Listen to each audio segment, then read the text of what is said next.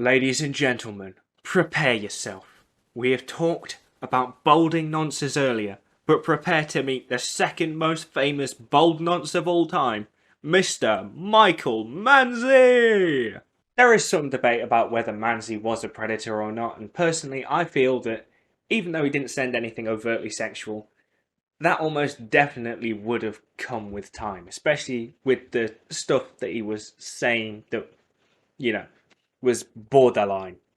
I believe that he went round to the decoy's house, and if they were real, he would have tried to groom her into something that then would have made him indisputably a predator. Otherwise, why was he asking the decoy, "Do you blaze?" or "How's your downward dog?" Either way, let's look at the episode. This 32-year-old guy wants to spend a Sunday afternoon chilling with a 13-year-old girl after texting her about getting stoned. But Mike Manzi's date is about to go up in smoke. Hey. You'll be shocked when you hear what Manzi does for a living. He's a math tutor. Genuine question. Does a maths tutor only work with children? I suppose that they would make up the bulk of the clientele, but do they tend to work with adults as well?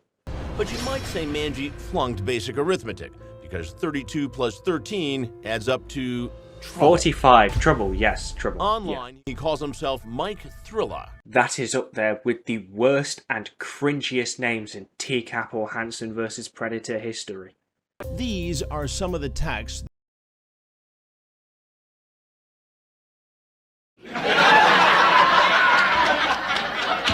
So Mike is invited in and immediately searches the house like he has a warrant, whilst Bailey is standing there panicking as she is helpless to stop him.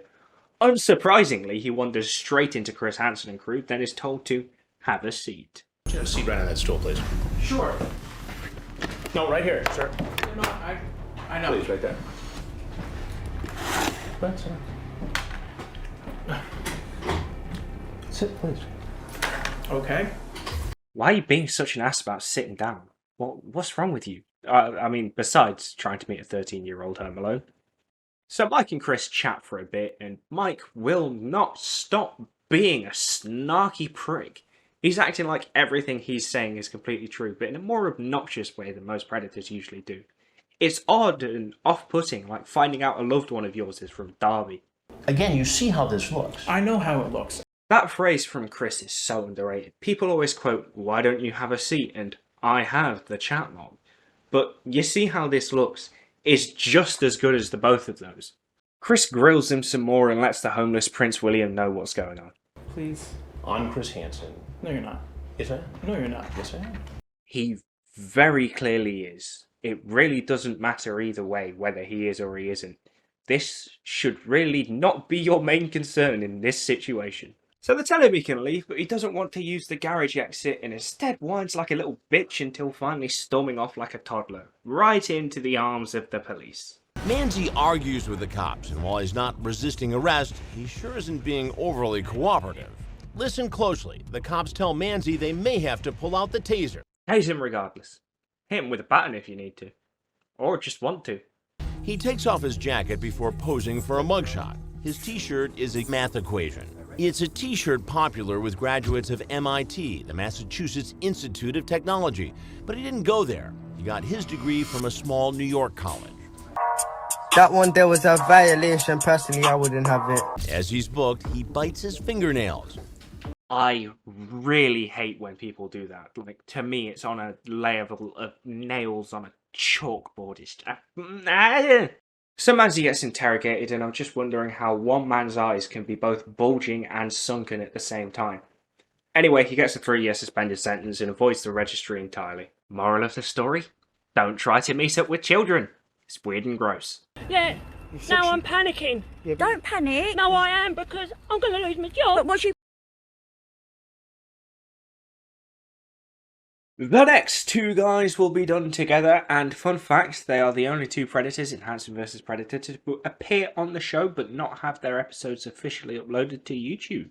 So Chris introduces the segment as examples of what Hansen vs. Predator does to guys when they don't turn up to the house. So first out of the two is Michael Popovich, and he's interesting to me because it means that 3 of the 11 men caught by the show were called Michael.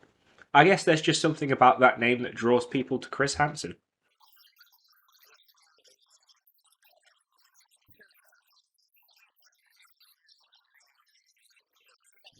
Semper fidelis invicula nunc eremita.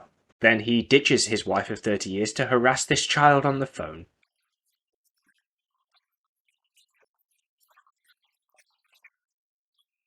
You know what, Popovich? I have the perfect man for you. You even have the same first name.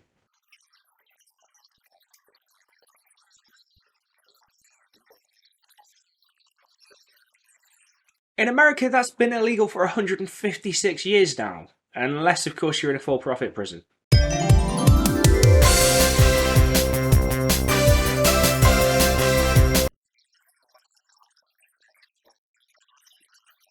Beat him with a stick, lock him up at night. Here's see what makes him tick.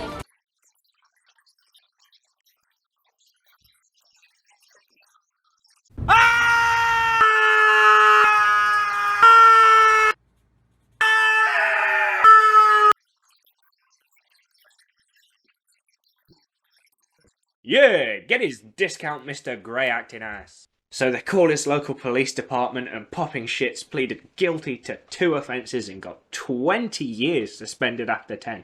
The harshest of any predator in the show, and ironically it was him deciding not to go to the Sting House that screwed him. Although of course that statement only properly tracks once you discount the fact that what truly screwed him over was him going to try and seduce a child. Next, Hansen introduces us to David Tiriolo.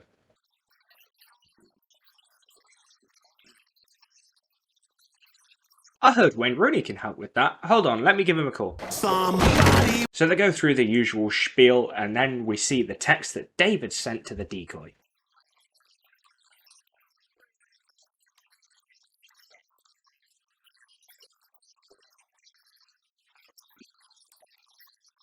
I just chat to children because I am a normal non-pedophile person.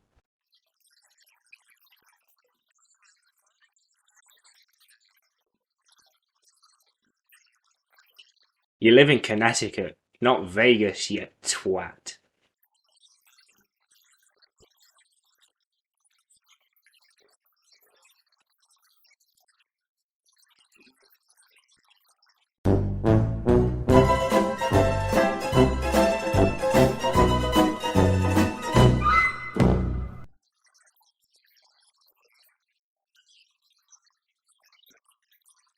What's the point in asking that? What does he expect? Ah, shucks, you caught me. Go and molest real children in peace now.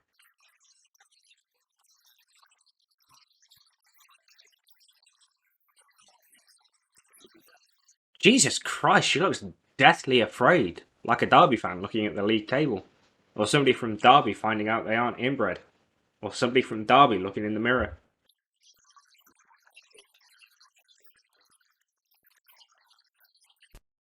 This is only striking you now. Like, right now? Did you also only just realise that you passed your driving test? So, the police and the DA get tired of this man's shenanigans and chicanery and they go and arrest him whilst he's driving around the block like some axe murderer, and we go to the interrogation. Put the respect on Chris Hansen's name that he deserves, scum.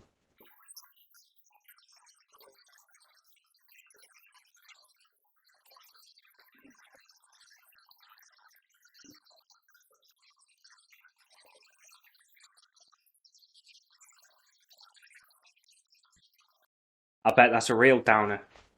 I'm sure the news was deflating. I was going to show you an article about this disorder, but it wouldn't come up. You never even saw it coming. Seriously though, everybody should grasp the concept of ED. It's not hard. That's enough. He pleaded guilty to 1 charge and got a 10-year suspended sentence and 3 years probation, which is a really stiff punishment. When it came down to it, he just couldn't beat it.